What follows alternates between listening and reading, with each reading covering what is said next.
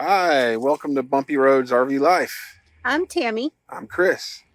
And we're in Texas. And Texas can be best described in one word. I was on the first episode. 3 words. It's hot as hell. It is hot. This video is about. What's it about? Hot. Heat. What are you doing? The heat getting to you, baby. I think the heat's getting to me. A lot of days with triple digits. Yeah. What did it get up to? 110 one day? I think it got up to 111 one day. Yeah. It was way too hot, man. So we tried everything you can think of. I mean, everything.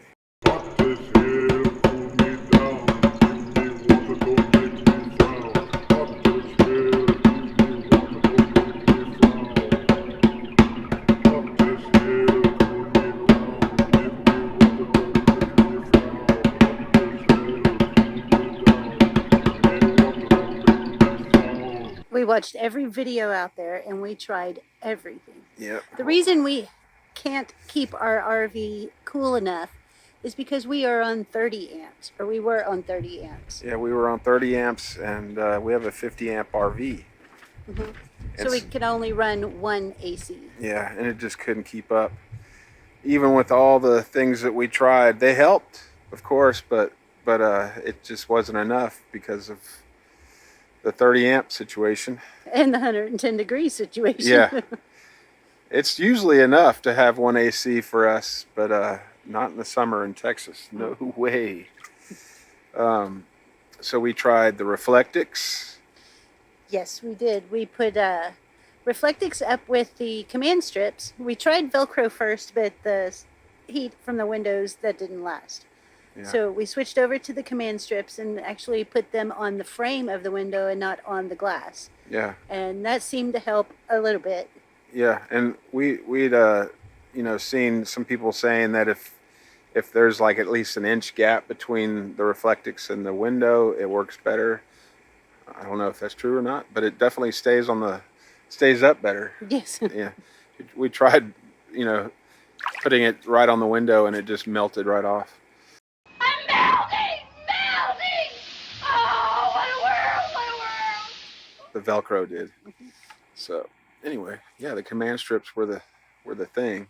And that did help knock it down a couple degrees. Yeah, it made it a little better, but it was just too much to deal with for it to really help, as much as it could have. Yeah, it took it from 100 degrees in the RV to 98 degrees in the RV on the triple digit days. Yeah.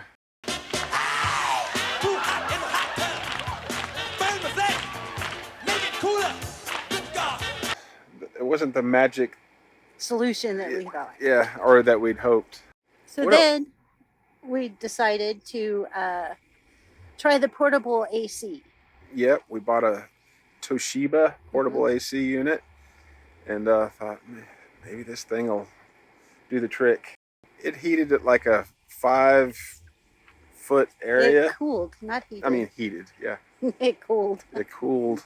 Well, it heated. No, it cooled off like a really tiny area of the RV. Just right directly in front of us. It just wasn't enough to make it worth keeping.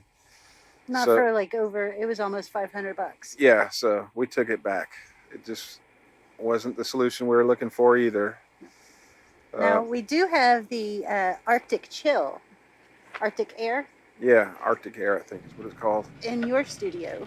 Yeah, and it helps my studio's tiny, it's just the little... It's a 5x7 room. It's a bunkhouse. Yeah, the bunkhouse. I can feel like a little bit of cool air, hitting me, but it's still overwhelmingly hot in there. But it did help a little bit. Because you have 3 windows in that room. Yeah, and we did put up the Reflectix all around. So the next step we did, what did we do after that? Put our awnings out. The awnings actually did make a big difference. Yeah, I think that was the most help of anything we did was just the awnings. It just keeps the sun off the windows. And you can keep your awnings out. They say they can withstand up to 30 miles per hour wind. Yeah. Depends on the age, of course, and the length of the awning. Yeah. It's hard to trust that because when you hear them whipping around out there, you definitely want to pull Bring them them in, yeah. Yeah. Because you just don't want to lose your awnings. Or your RV to take flight. Yeah. Yeah. Shoo. We positioned the RV in a way to where the sun wasn't shining directly on the main windows. Gosh, what else did we do? You know, and we did general maintenance on the AC units. Yes, in May, before the summer got here, we tried to get ahead of it. And we did clean the coils, the condenser, that kind of stuff. Yeah, Tammy got up on the roof and did that. Actually like getting up on the roof. You get a much better view. And it's actually pretty easy to do. You just want to make sure that you buy, because there's two different kinds. One that you can breathe in and one that you can't breathe in. So we thought we were doing everything we possibly could. We thought, oh, we're going to be able to make it with one AC. We'll just get ahead of this, right? Yeah, we're gonna do this on a big hill in the hill country in Texas. We're gonna fight the heat with one AC unit. And no shade. Yeah, no shade anywhere. Oh my God, help me! I don't want to die! Oh, stop, drop, and roll! You're not on fire, Ricky Bobby. I'm on fire! You're not on fire. And we're probably going to do it again right after summer just to make sure our AC stays in good condition. We're gonna clean it again. Yeah. Just for maintenance. And of course we cleaned all the filters on the inside. The heat of the sun hitting the AC, I think, it made it too hard for it to really blow really cold air. I mean, it was cool, but it wasn't like super cold at all. And it wasn't really lasting. Hi guys. These videos are very time consuming and the equipment is very expensive. If you'd like to support our channel so we can keep making videos, you can support us by buying us a cup of coffee. I'll leave the link in the description below. We'd really appreciate it. Thank you. What else did we try? Did we try anything else? Oh, we use, what I really love is that fan that we bought from Home Depot, a commercial fan. We got it on sale for 99 bucks, and man, that thing is amazing. Yeah, it's not cold air that it blows air that you already have in there, but just having the wind on you really helped. That thing has really come in handy. And it's really nice to move it outside so that the bugs don't get you too. Yeah. Mosquitoes and stuff can't fly into the wind. So that's really nice. I love that fan. And you can do alien voices in it, so that's fun. Or robot voices. Or robot voices, yeah. Take me to your leader. Oh, the tarp. Oh gosh, yeah, that was kind of a disaster, wasn't it? Yeah, we had got some advice to put a tarp above our AC unit so that the sun's not shining directly on it. The dogs aren't helping at all. They never do. So we're going to try this to see if we can keep that sun off of our RV. Wish us luck. Let me show you what I've got going on up here. 2 5-gallon buckets taped together.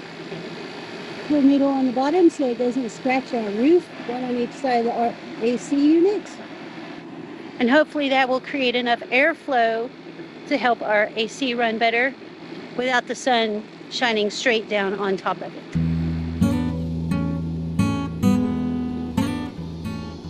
Redneck ingenuity, maybe? I don't know.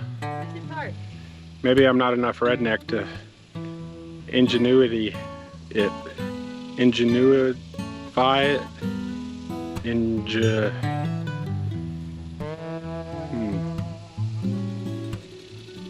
Whatever. Thank you for just laying there and watching everything unfold. Yeah. That's your job, huh? You're the inspector. Are you the inspector, huh?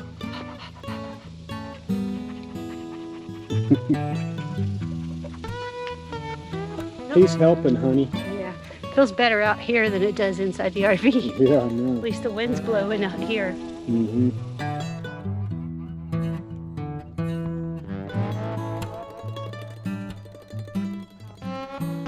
Or where's the hooks over there? Yeah. So, didn't bring scissors up here, did you? yeah, I did.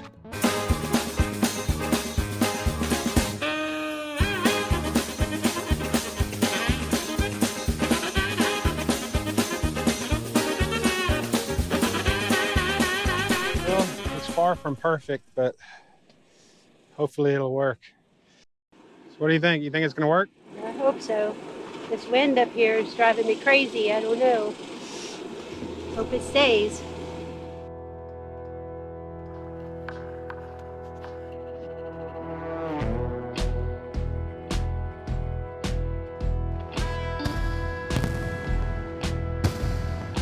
I don't know if we did it right. We did the best that we thought we could. Yeah, and, we got a bunch of buckets and put them around the AC unit, and then the tarp on top of that. And we even put pool noodles on the edges, on the bottom of the bucket, so it wouldn't, you know, scratch our rubber roof. Yeah, our rubber roof. That's hard to say. Yeah, the tarp, you know, was on top of the buckets, which, you know, gave it Some airflow. and it got the tarp well above the AC. But what ended up happening was At midnight. yeah, we had to go out there and tear that thing down because It was so hot. It was blowing hot air. yeah, what ended up happening was the heat would just build up underneath the tarp. So we did something wrong. I don't know what it was. So in the middle of the night, we went out there and tore that thing down. It was a lot of work for nothing. Yeah. But all the other ones kind of added up here and there. Yeah. Um, And now that we're on 50 amps, they really help. Yeah. I would say. Yeah. The last thing that really helped the most was getting on 50 amps. We had to unfortunately leave our beautiful spot right there on Lake Travis. Yeah, we really hated leaving Lake Travis because we love it there. It's so beautiful up on the hill overlooking the lake. Oh yeah. It's so pretty. And our friend Sandra, whose property it is, that she was so gracious to let us stay there.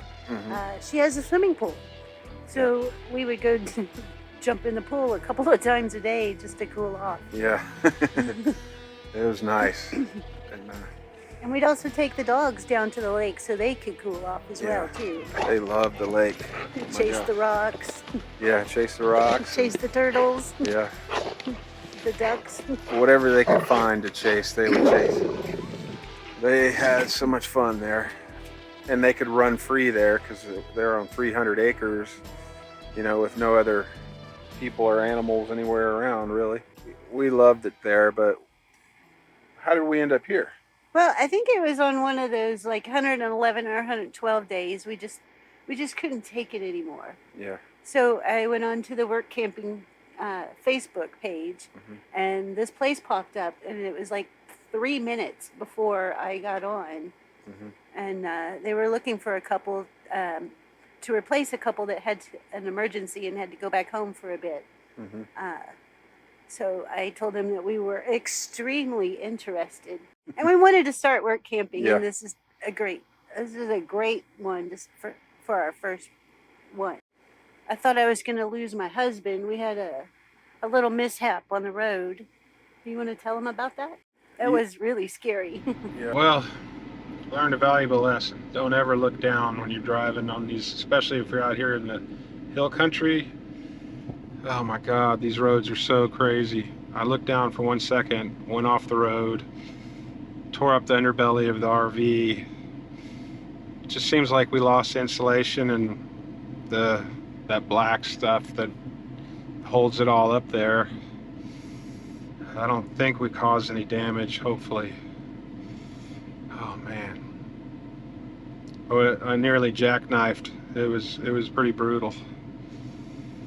I feel like such an idiot. I know better than to look down. The phone rang, I look down, look up, and I'm going off the road. Oh my God. RV life, baby. Listen. Thank God you didn't kill yourself. Ugh. We lost a lot. It's all exposed now. Yeah. I don't know what to do with all of that. I would just kind of tape it all together and tape it up, just so it doesn't get caught on anything, and get it off of that power cable thingy here.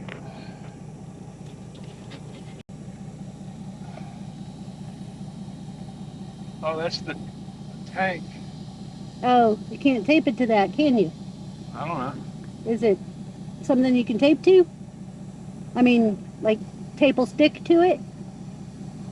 Yeah. Whatever it's called.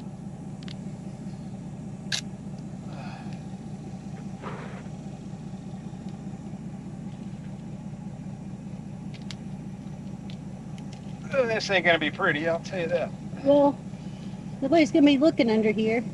The roads leading here, especially the ones closer to where we started from, and they're really windy and kind of crazy. And you're going up and down hills and around turns, and the drop-offs off the side of the roads is very steep and rocky. And my phone was ringing, and I made the mistake of looking down for just a second, and I managed to go off the road a little bit, and then I corrected it, but it threw the RV around a little bit. Yeah, it swung into the other lane. Thank God there was nobody coming the other way. Yeah, And it skidded back and forth across it wasn't that bad, was it? it terrified me.